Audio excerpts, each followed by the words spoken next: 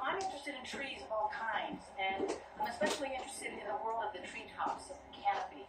When I first came to a rainforest when I was a graduate student in Costa Rica, my eyes went right up to the canopy and said, what is going on up there? And it turns out very little is known about the canopy. I became so thoroughly inspired by being in the treetops that I couldn't let it go.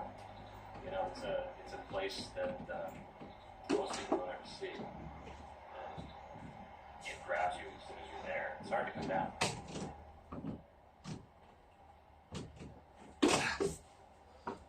The next morning, I was to get my chance to experience at first hand what Joel had talked about.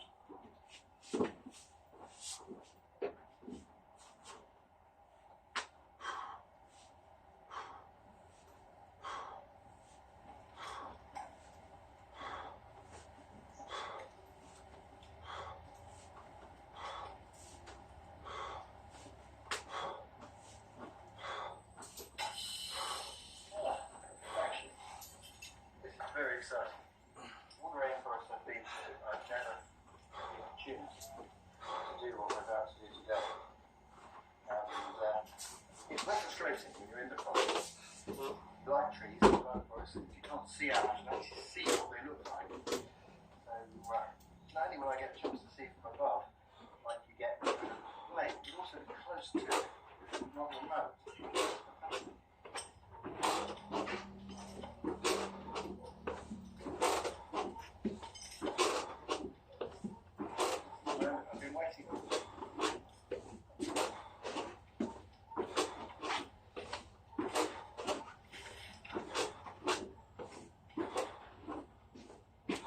Small down there already.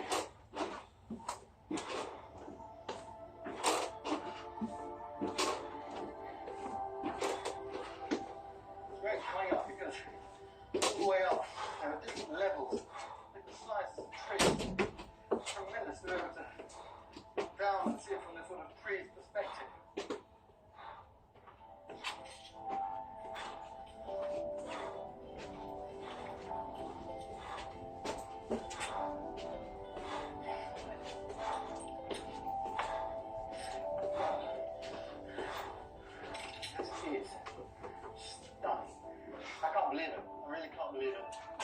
I've been to rainforests all over the world. I've never had the opportunity to this.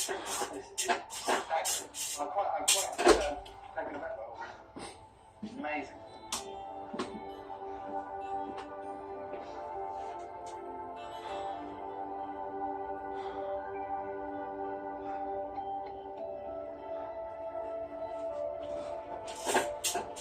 When you come in over a forest, you have to see the size.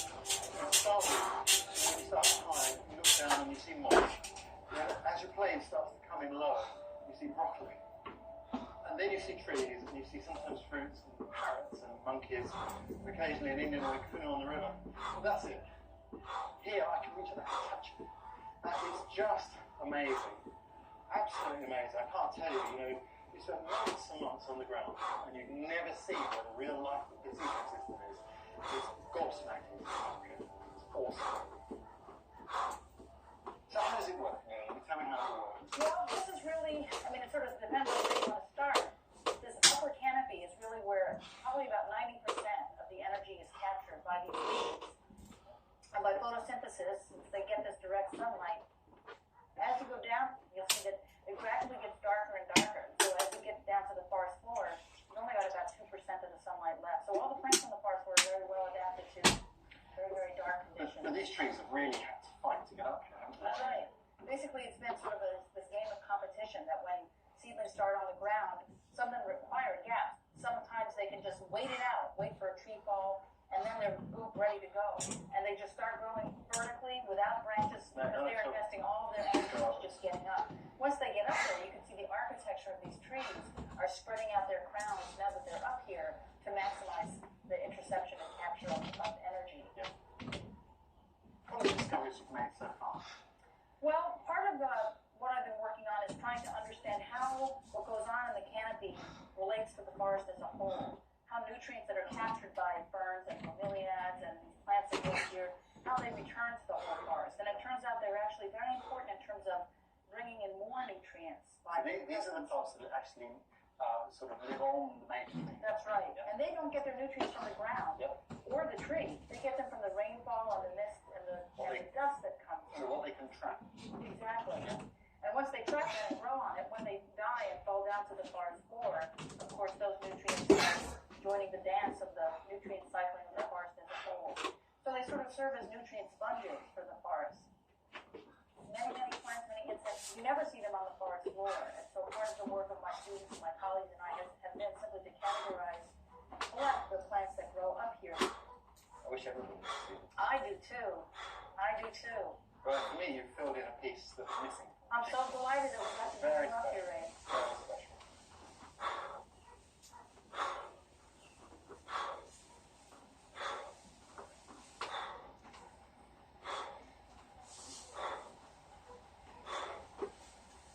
That's fantastic. That is an adventure. And coming down, you have a chance to look a little bit more easily than when you're practicing up. You see all these different layers of saplings fighting to get up there. It's wonderful. Really wonderful. And now we are down in the gloom. This is rather like being a mouse under the table where there's a party. The party's up there, and it's just the scraps down here and the scavengers cleaning up.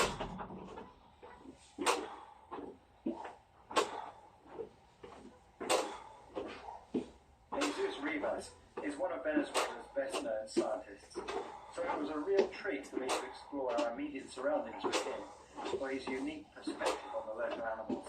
I wasn't disappointed. Here's a bad part.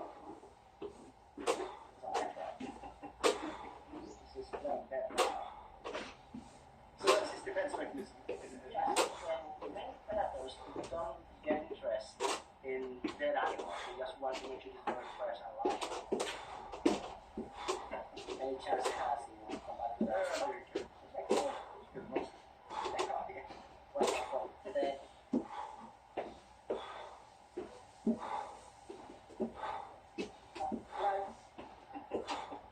There are lots of frogs in South America.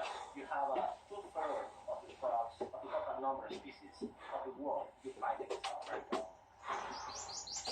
You know, these people are afraid of going everything's going I always have this view that knowledge dispels fear. Would you agree with that? Oh, absolutely, absolutely. You don't know, it's some sort of therapos, I think.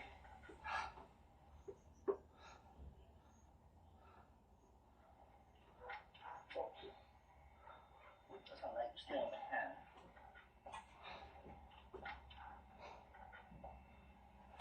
This some sort of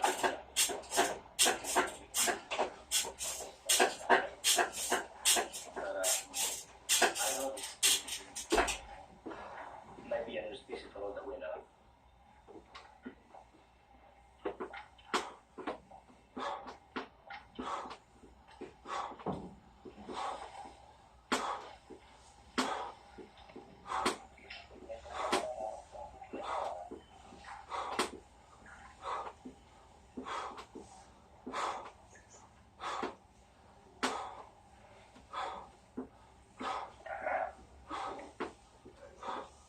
More freshwater shrimp. I think he's a lobster.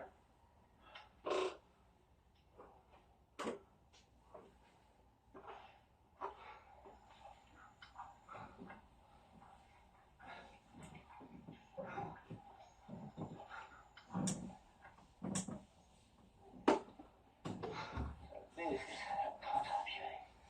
a poison dart frog. So this is what's interesting. This area has never been sampled. Animals in this area are not known in any museum or any collection. So finding these guys here is actually pretty cool. You can figure out where they come from and what the origin is. They're called poison dart frog because they're really very, very poisonous. Their skin has toxins that if any predator eats them, they'll die. So what indigenous people do in some parts, they poison their dogs in the skin of these dogs. And so when they kill the hit of prey, the prey dies almost instantly for the venom of these guys. However, that venom is only active in the blood system. it's not gonna do any harm to my skin. That's why I can handle it without any harm. If I had any wound, any cut in my hands, then I would be in a lot of pain.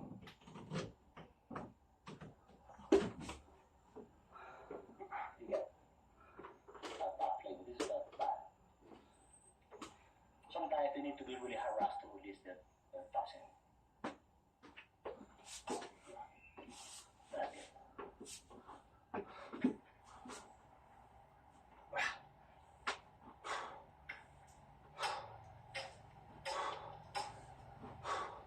Benito demonstrated his skill with a machete to knock up a paddle for a canoe. He told me that if you can't make a paddle, you're not a Yquan.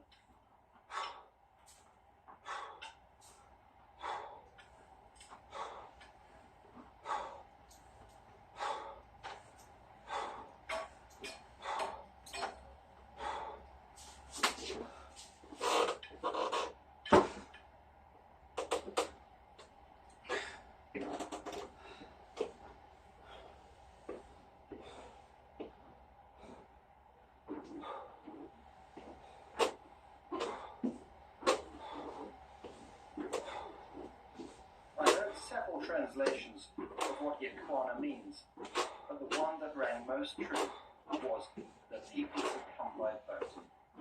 The river is truly in their blood. It's their highway. It provides their food, and it's a playground.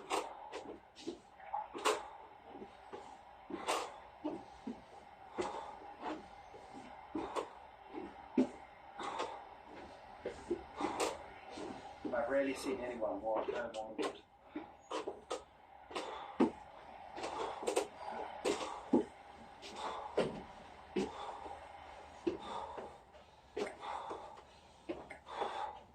I couldn't walk more than a dozen paces without Luis, Saul or Benito showing me another plant that they used.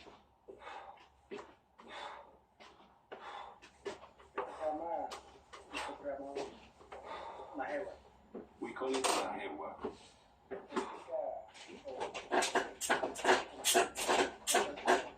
It's used when the body holds the wound from sharp tooth.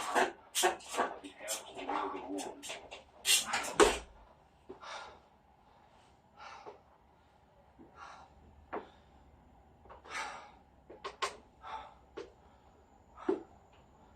By the final morning of our stay here, our camp was being co-opted back into nature.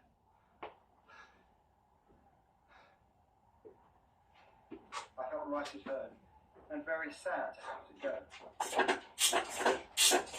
But there was one last thing I wanted to know if I could see before leaving: their knowledge of how to light a fire. I asked them to show me their traditional method of firelighting, but it soon became apparent that matches and cigarette lighters had replaced traditional knowledge. Let's have a go then, Benito. This one? Yeah.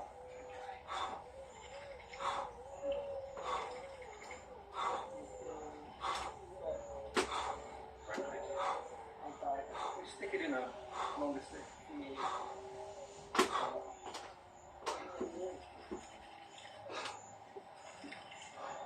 Would it be right if I suggest a slightly different way of doing this?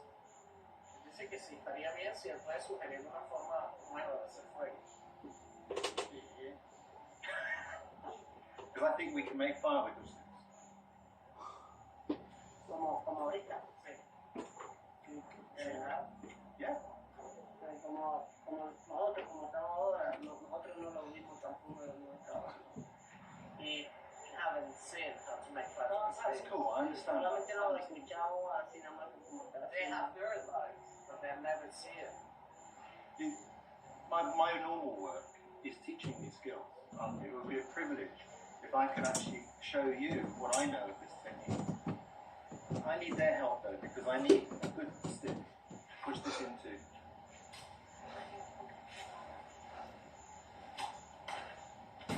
Firelighting by friction is a very difficult skill.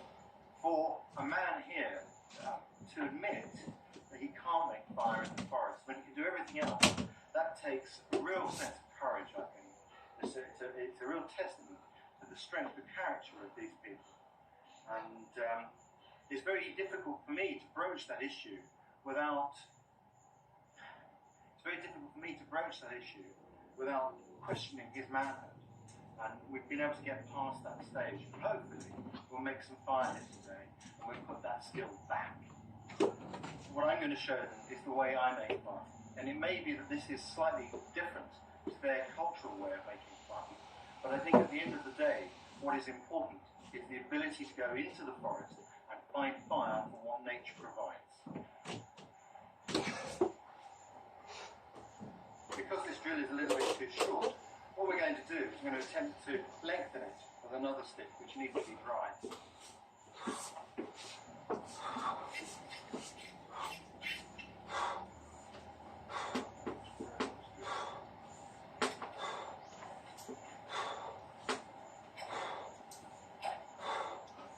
This was uncertain ground, both for me and them. Benito, how far do you have to go to get matches or a lighter? En esta zona que hablamos de this area is very far with anything. It takes a long time. How long? It can take from 15 days to even 1 month if you go in a canoe paddling. 15 days to a month paddling in a canoe to get lots of matches. It kind of tells a story, doesn't it? If you could just hold that for me for a moment.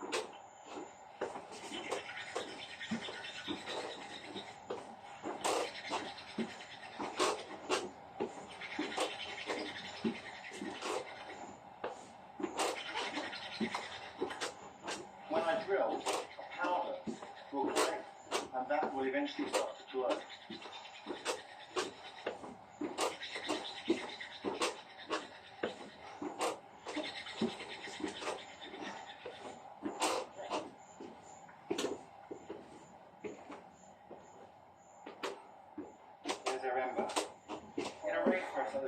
You have to have the materials prepared, really, for this sort of fire. And in the past, people would have kept these materials nice and dry, ready for their needs. And we haven't got those materials to hand, so I'm robbing the BBC's medical kit and helping myself to some cotton wool, which we'll use as tinder. But there are trees in the rainforest that provide seeds at the right time of year, which are just like that.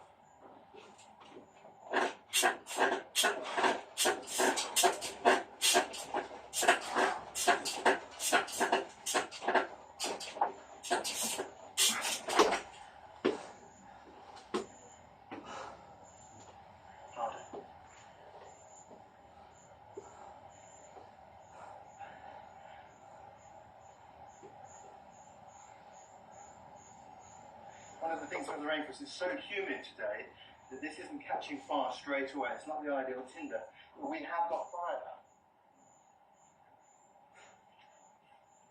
We'll add some little shavings on there.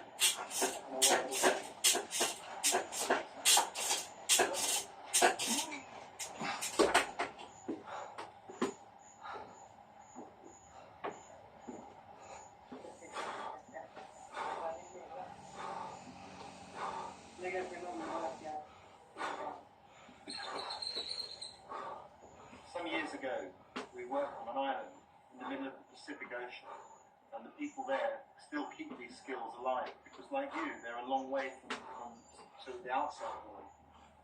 There was a wonderful woman there who said that when you can make fire by friction, you carry your fire in your mind and in your muscles.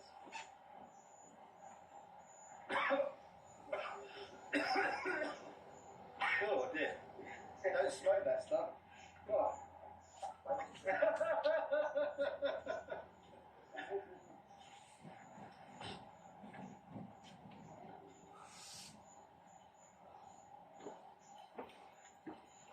Hooray! Well done, Benito. Fantastic. The wood they're about to put on the fire is a tree that they taught me about. I had no idea about this. And this wood here burns even when it's green. And it's one of the things that they have to know about making fire in the forest. Their ancestors may have had to rub sticks to make fire. Today they use lighters. But some knowledge still survives. Our success inspired Saul and the others to practice frantically all the next day.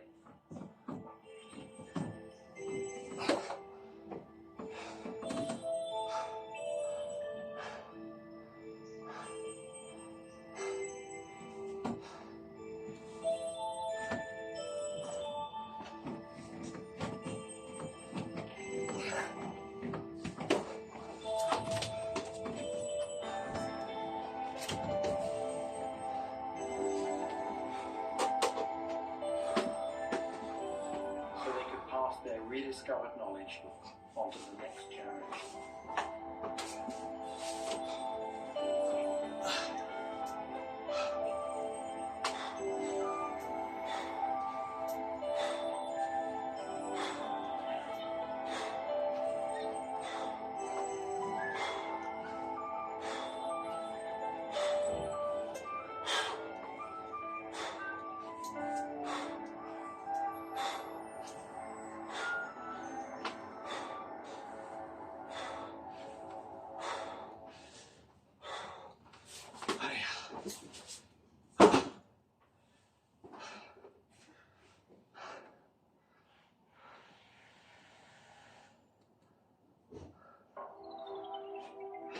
To live deep in the jungle requires a special knowledge of your surroundings, the art and craft of living using the world around us that I call bushcraft.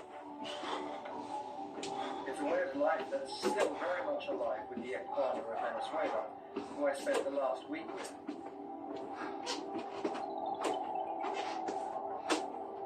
But bushcraft also gives us the skills to travel through unspoiled places like this, and to sense the jungle in all its vastness.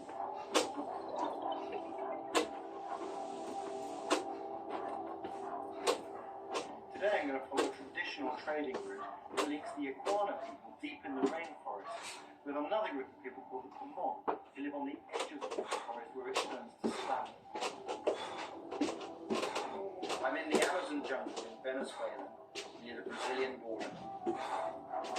My route takes me to the edge of the jungle, to a land fit for dinosaurs, past some of the most spectacular scenery on Earth.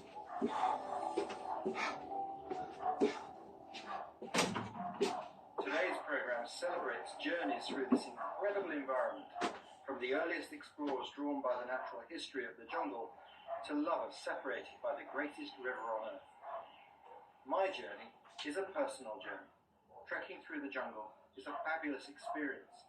It reduces life to its important elements. But when you walk out towards the edge of the jungle, in many ways, you're travelling through time. A snapshot, if you like, of all the forces working on bushcraft.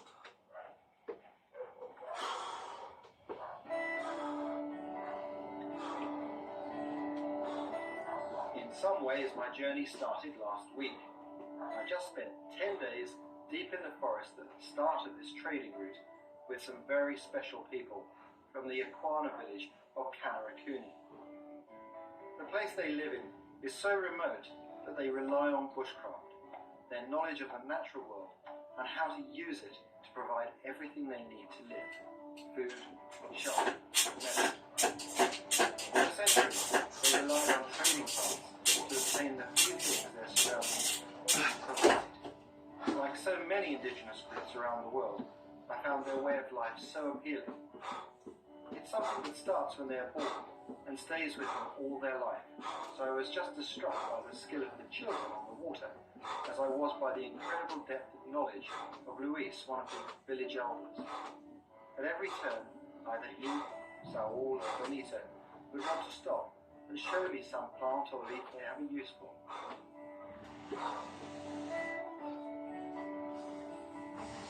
It was wonderful to be able to spend time with them, as it meant I could appreciate not just their skills and knowledge, but I could learn a little about them as people. Despite the huge language barrier, we developed a great understanding, and they've given me memories that I will cherish for the rest of my life.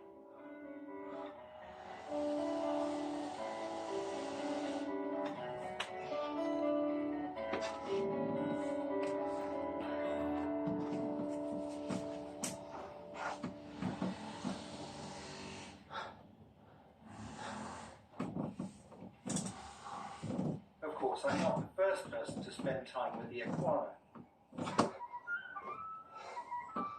Charles Brewer Carrias is Venezuela's most famous explorer. He lives in the hills overlooking Caracas, but he's explored more of this country than anyone else. His list of exploits is endless, and he's even had plants and animal species named after him. Like most people who spend any length of time in wilderness areas, Charles learned the value of bushcraft from his first forays into the jungle 40 years ago, when he first spent time with the iguana. I was in the hands of these extraordinary Indians, the Maquinitari or the iguana Indians. And with them I learned everything about the jungle, and to read how to say the jungle, and to understand that the jungle is like a huge supermarket, but a supermarket with Chinese signs. And if you don't read the Chinese in the Chinese supermarket, you are lost. But these people taught me how to identify and retrieve everything. And then I could live like being in my place. Actually, in my first experience with the iguana, it was not a very good experience the first days. After I could talk something, one of my friends, he got very serious and he was mad with me, I don't know why, and say, "Do you know how to make canned beans and canned sardines?" I say, "Well, you make cattle, you put the sardines there, you cook them, and you wait till they're very hot, and then you seal them so there's no way they will corrupt. Well, let's do one. Let's make a can. And to make an aluminum pan, yes, we have here oxide, and it could be done if we have enough electrical power. So we could do it. Do you know how to weave a basket or your hammock? No. You don't know how to take care of your food. If you don't know how to, you do not know how to make your things to cook. If you don't know how to make your bed, how it is that you are alive. You do not deserve to be alive. You are like a little boy among us. That's it. This is the way I was in the society. The lowest rank. But I found that to be considered assault. And I even learned to make the flutes and to play the flutes with their music. The most rewarding thing is one of the Indians, the same one, say, "You know, Charles, you are almost a man now. You are almost a Soto. I would consider you my brother." That was an incredible situation. I could well understand how Charles felt. Bushcraft can bring many such experiences. The more you put in, the more you get out. But it's a world that's changing, and the first sign of the times is that this route is no longer in use. The weeks of walking have given way to boats and even planes. I only had time to follow a part of the route, but there's little to match the feeling of travelling through jungle. One of the fundamental rules of a jungle journey is to stop well before dark. Give yourself time to get sorted. Well, it's time to set up camp again. Familiar routine. Quite enjoy it, really. Found a couple of trees the right distance apart, and I'm clearing away the undergrowth. There's nothing that can crawl up into my little walls within my mosquito net. I always like to clear the leaves a little bit in case there are any scorpions or any other biting things hiding there. I'm quite lucky on this occasion because here there's a lot of dead wood which would be good firewood. So that's helpful. Normally you have to go up searching for it, but on this occasion it's here already waiting for me. Perfect.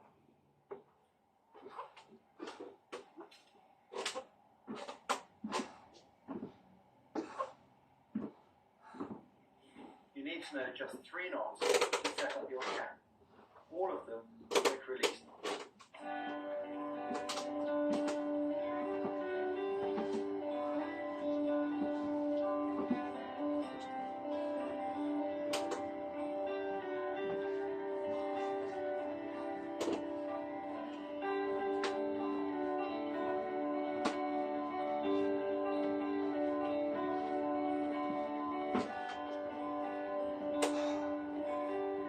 The Siberian hitch is used for one end of your roof.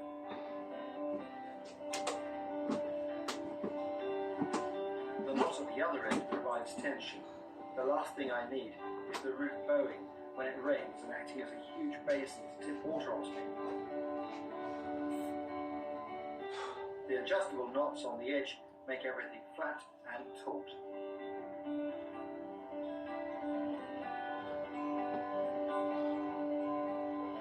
The hammock is tied up using Siberian knot.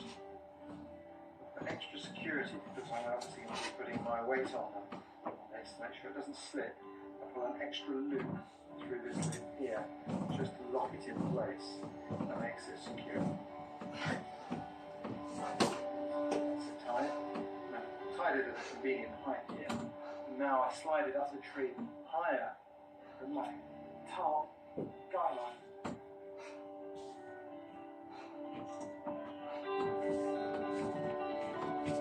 Of course, I've been tying these knots for so long, they're second nature to me. But this is a first time for everyone, and I watched as the crew started to get the hang of things.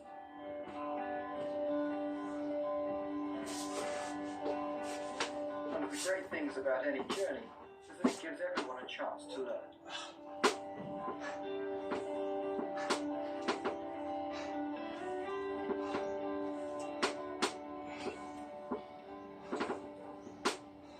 There are lots of different ways of going about feeding yourself when you're on an expedition. Normally, we would have a central kitchen, bring in some food from outside, and cook communally. But on this occasion, we've got the rare luxury of having individual ration packs. I really like this way of living outdoors because there's a lot of autonomy and there's a lot of versatility. You go anywhere, you've got a package and it also brings the fun of sharing the bits you don't like with the bits that other people have got that they do like. It's just one of the things you need to consider when you're planning any sort of trip. It's common sense, really. There are lots of ways of doing things wrongly. One of the most ludicrous I ever came across is recorded in the book White Waters and Black. It was written by an explorer called Gordon McCrae, who some have speculated was the inspiration for Indiana Jones. The book tells the story of an American expedition in 1923 that was supposed to be one of the most expensive and best equipped ever mounted to explore the Amazon.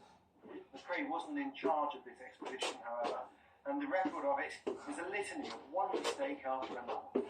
To spare their blushes, each member of the group is referred to solely by title: the director, the geologist, the botanist, and so on, because none of them acquitted themselves well, perhaps not surprisingly. Of the 6 scientists, 5 had never even seen a jungle, nor apparently had ever travelled anywhere. You have to question the selection process with credentials like that. Equipment lists may have changed over the decades, but even by the standards of the 1920s, this one was excessive. 4 tons of equipment, much of it in heavy cases. At one stage, the mule train stretched 4 miles. At the Capitol, none of the patches were labelled. When we did finally get to the searching board, they discovered that the expedition director had neglected to bring such essentials as cooking utensils and lanterns. As they journeyed deeper into the jungle, the speed with which the team fell apart was matched only by the scarcity of scientific findings of any worth. Perhaps not surprisingly, the expedition was riven with fighting. The director even quit, but McCrae obviously loved exploring as he stuck it out. Maybe he was having too much fun, mostly at the expense of the botanist. He was so busy inventing animal sightings for a book he hoped would make his name and fortune that he didn't realise McCrae and the entomologist were feeding him sightings of animals that lived anywhere but the jungle. At the time, it was described as the highly unofficial account of an Amazonian expedition which could have been staffed by the Marx Brothers. I can't help but agree. Over-equipped expeditions like that are almost doomed to failure. In wilderness areas, it's better to be equipped with bushcraft because knowledge doesn't weigh anything.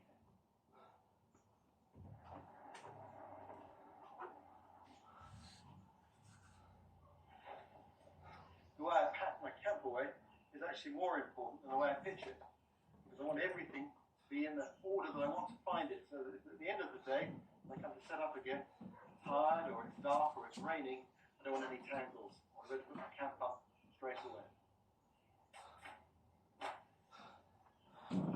It's important to get into a clear, straightforward routine when you're living in remote areas. You never know what the day will hold. I always stuff my hammock into a dry bag. That way, even if the sky is open, I know I'll have a dry place to sleep at the end of the day.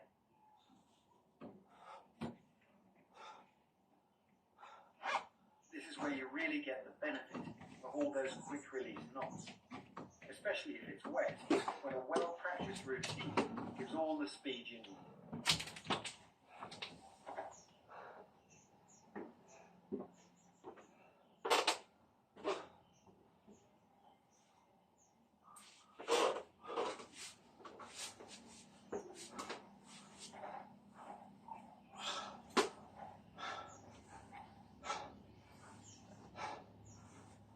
The rope like this, make sure that you don't end up with a bird's nest of tangled lines when you come to push your cap up.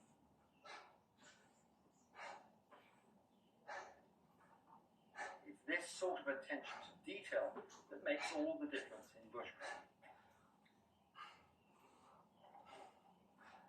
I always slide my tarp to one end and fold it in the same manner every morning.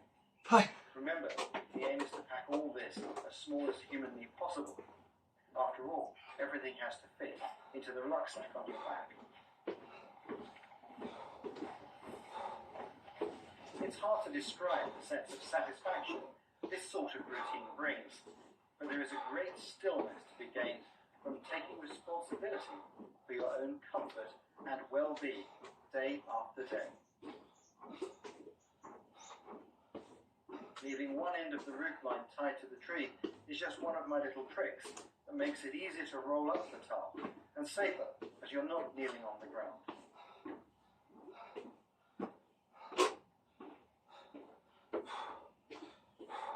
Of course, the tarp goes in right at the top of my rucksack. It's the first thing I'll need when I come to sit on camp.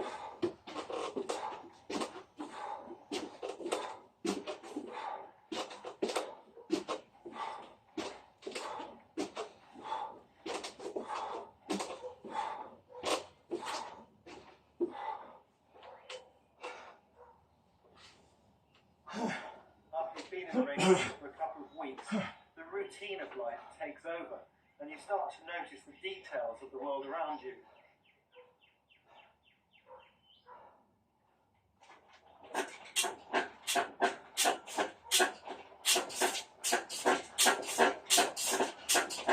really start to fit in. But I have heard tell tourists who come here who don't even take their boots off for up to 2 weeks because they're so afraid of the forest. That's sad. Because it's the natural world of the jungle that's acted as a magnet to many of us over the centuries. In the Victorian age, there was a flood of scientists as travel to such far-flung destinations became a possibility. And being Victorian, many of them left great works for posterity. The naturalist on the River Amazon by Henry Bates. Bates is perhaps best known for his theory on mimicry. Observing butterflies, he noticed that harmless species would mimic the colour of poisonous ones to avoid being eaten by predators. But I like his book because he is so obviously smitten with the jungle. Even today, his prose leaps out with admiration for his place. In these tropical forests, each plant and tree seems to be striving to outvie its fellow, struggling upwards towards light and air, branch and leaf and stem regardless of its neighbour. Charles Darwin described it as the best book of natural history travels ever written, and you don't get much higher praise than that. Bates describes jungles as being places of permanent summer, where growth has gone mad, and it's the survival of the fittest. But he found beauty in this dog-eat-dog world. It's especially the enjoyment of life, manifested by individual existences, which compensates for the destruction and pain caused by the inevitable competition. And he's right. There is something destructive and beautiful in the way jungles grow.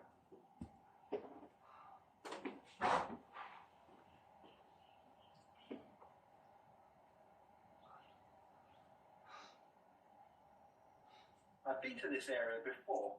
About 10 years ago, I visited the Sanamar people in the village of Mahawanya. Their way of life revolved almost entirely around bushcraft, knowing their surroundings intimately, using the river, hunting in the jungle, and a certain amount of farming. In the decades since then, I noticed that even the Aquana, whose knowledge of bushcraft is still strong, were more reliant on the radio, the airstrip, and the outboard motor than the Sanamar had been. The Aquana also seemed more aware of the world beyond their borders, which can often be the beginning of the end for bushcraft and their cultural identity.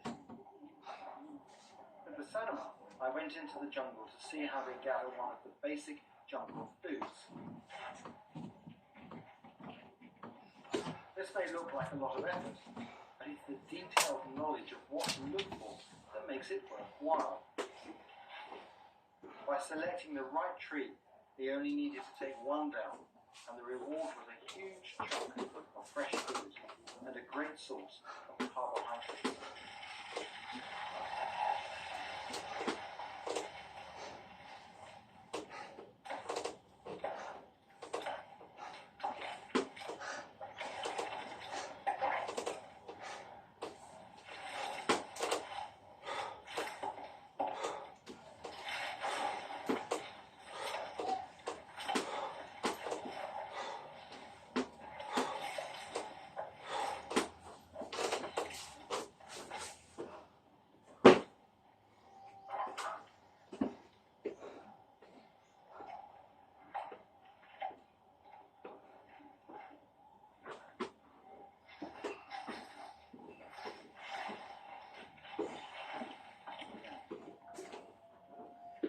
This is what all that work's all been about. This is the heart of palm, and it's one of the best of the tropical survival foods. Very reliable. Taste a bit of that. Really crisp. Delicious. People say it's like a wild cabbage, but I don't think it tastes like that. It tastes like nothing else that I know. It's quite delicious. Wonderful. I'm going to pinch a bit more.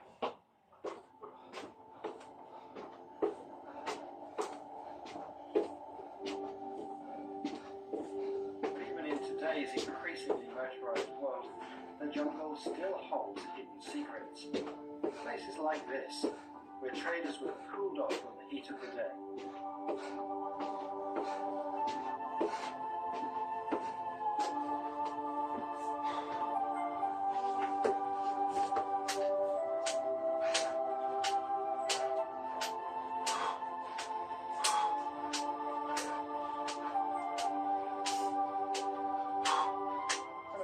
Through the jungle, I only ever carried 2 sets of clothes, one drying for the evening, the other, well, it really doesn't matter what happens to your day clothes. They get wet from sweat anyway. It's immensely liberating to live with such limited options, and it really gives you freedom to enjoy places like this to their full.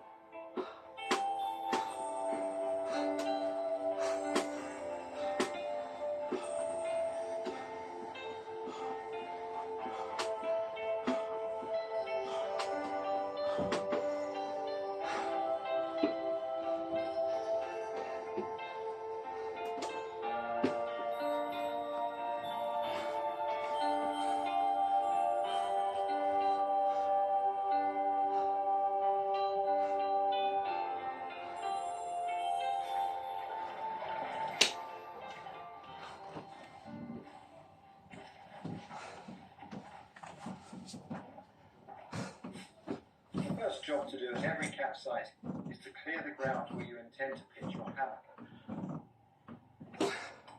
Might look quite destructive, all the clearing, but actually it's a very small area, and in a forest like this, things grow back incredibly fast. The key thing is, I'm temporarily removing habitat, so there's anything that can bite or sting is cleared away. Already I can see some of the dead wood here has already become home to the ever-present termites. I don't want those invading my home in the night. If you spend any length of time in a camp like this, you'll realise that very soon, a few days down the road, things start to move back in and take over again. So it's only a very temporary presence here. One of the things I love about travelling through jungles is the way any patch of rainforest is transformed into home by the simple act of putting up your hammock. It's strange, but in a place of such scale, your world is actually reduced to little more than a postage stamp. I'm really lucky today because it's dry. Jungle firelighting can be very difficult, particularly when it's raining hard.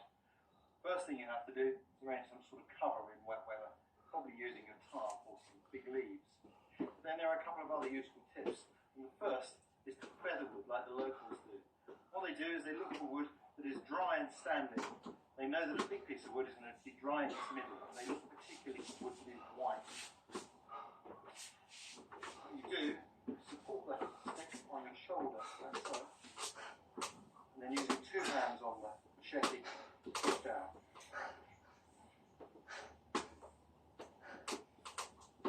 And when you've got a good number of feathers curled off the stick, you can then just chop them off. And there's your kindling to begin with.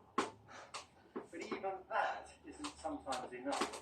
And there's something that I've grown used to doing in rainforest, which is a very useful tip. This is my sharpening kit, you know, stone that I use to sharpen my parade. I also carry a small lighter and some rubber inner tube, or rubber tar. And this is a real bomb-proof way of making fire, because it doesn't matter how wet this gets, it will still light. What I do is I cut that into a small strip. It goes the wrong way. So, when I light that up,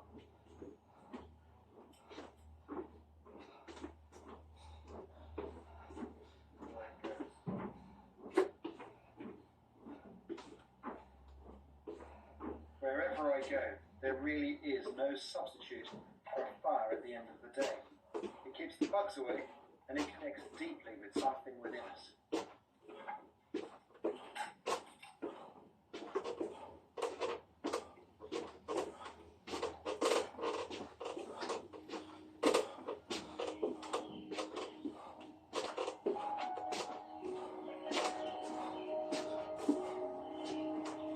The next day, the forest began to peter out, and the jungle stretched into the savannah as I reached a valley of massive, distinctive mountains known as tepui. It's the Pomon word for mountain, but a tepui is far more intriguing than that. It's a place of incredible beauty and deep mysticism. Many tepui have this characteristic flat top. To Pomon, this makes them places for their gods to live, their version of the Greek Olympus.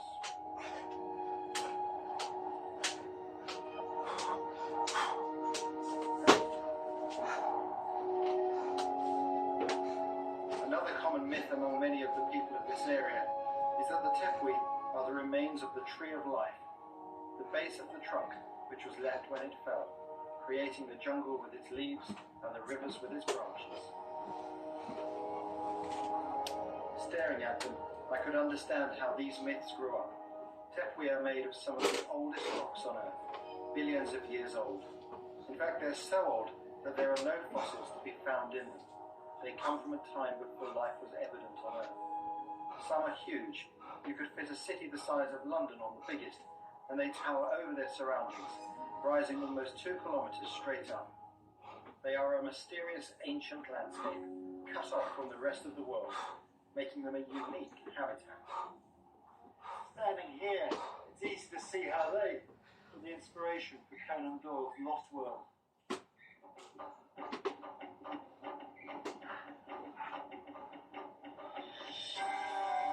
The Lost World is the story of the discovery of living dinosaurs on top of a remote mountain.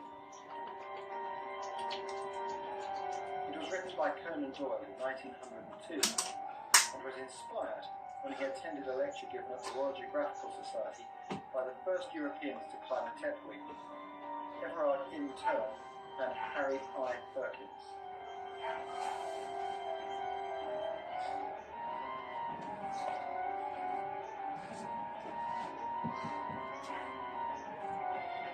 Conan Doyle's imagination was sparked by their observations of this strange and remote prehistoric world. And it was no surprise that he populated his lost world with dinosaurs.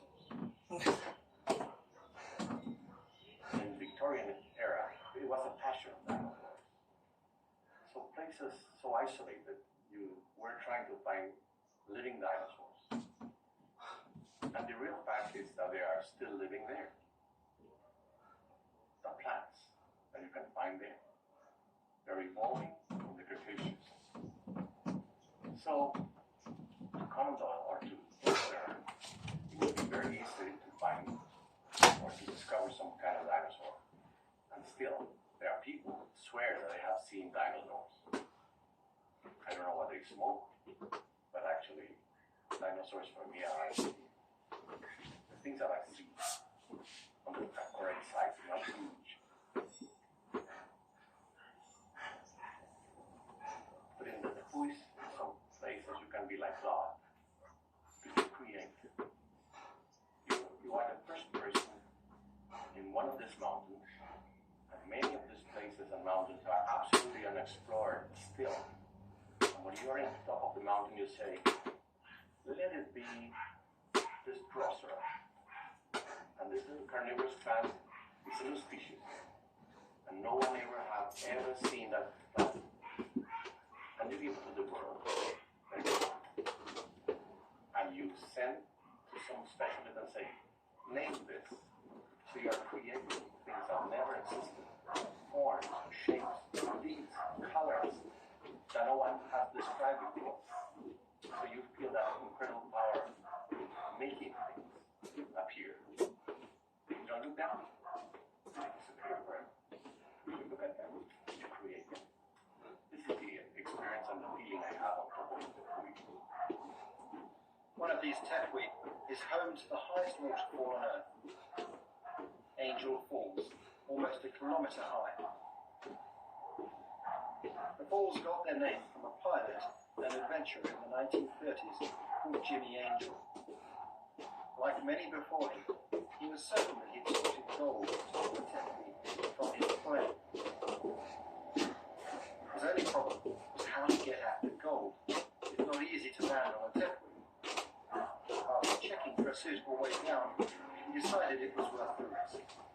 But just as he feared, he crashed and had to walk out. To make matters worse, he hadn't found any gold. But he had discovered the falls, hence the name, Angel Falls. He and they became so famous that his plane was lifted from the top of the Tetbury by helicopter and now stands outside the airport of the city of Ciudad Bolivar.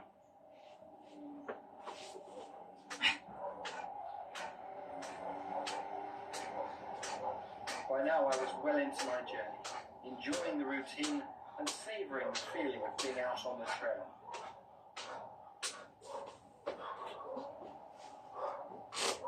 The patches of forest at this junction between jungle and savanna are getting smaller and smaller, and each time I stepped out into the open, I really appreciated the vistas and the liberated feeling of having a horizon once more. But however well defined your path, it's always good to verify your position with the GPS, or Global Positioning System. So navigation becomes far more manageable, even in areas like this, where mapping is still in its infancy. A satellite phone is another essential piece of equipment for wilderness expeditions, whether you're using it for helicopter logistics support or a medical emergency. It can make a real and telling difference to the success of your trip. So what time is the helicopter due? Yeah, that's perfect. Are they bringing extra fuel? Yeah, that's great. Brilliant. Yeah. Catch you tomorrow. Take care. Bye.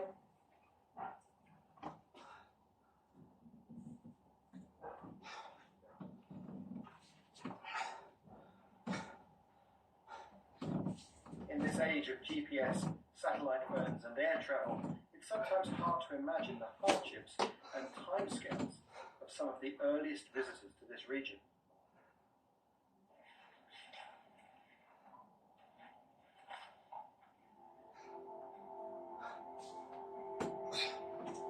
Perhaps the most moving illustration of this is the tale of Isabella Gozzi and her husband, who were separated at the opposite ends of the Amazon during the early 18th century. She was a native of Peru who met her French husband Jean in the headwaters of the Amazon where she lived.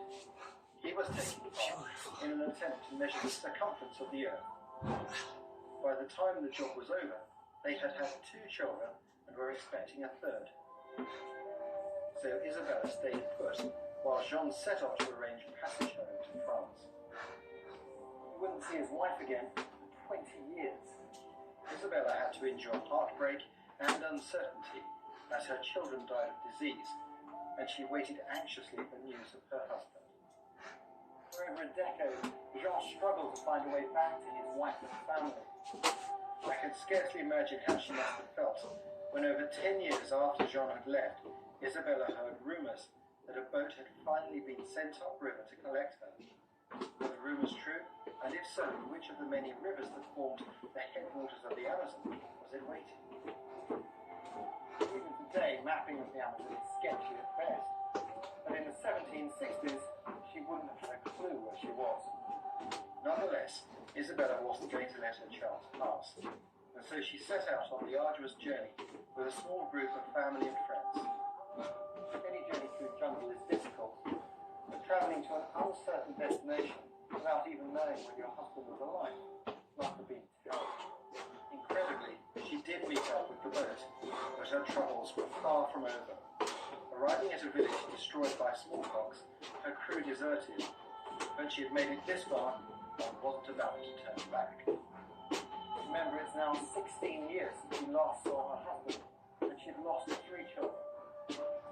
She cobbled together a crew from the last survivors of the village and the remains of her own party, and set off downriver in an old battered canoe.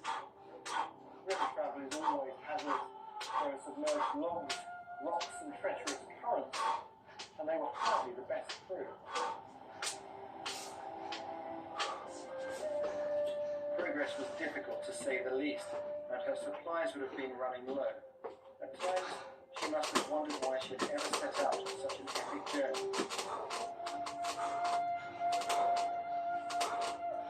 It was like a bad dream you can't wake up from, but this was not a determined lesson. With progress slowing, Isabella welcomed the offer by 3 volunteers to race for help. But maybe she should have questioned their motives when they insisted on taking her jewellery. They never returned.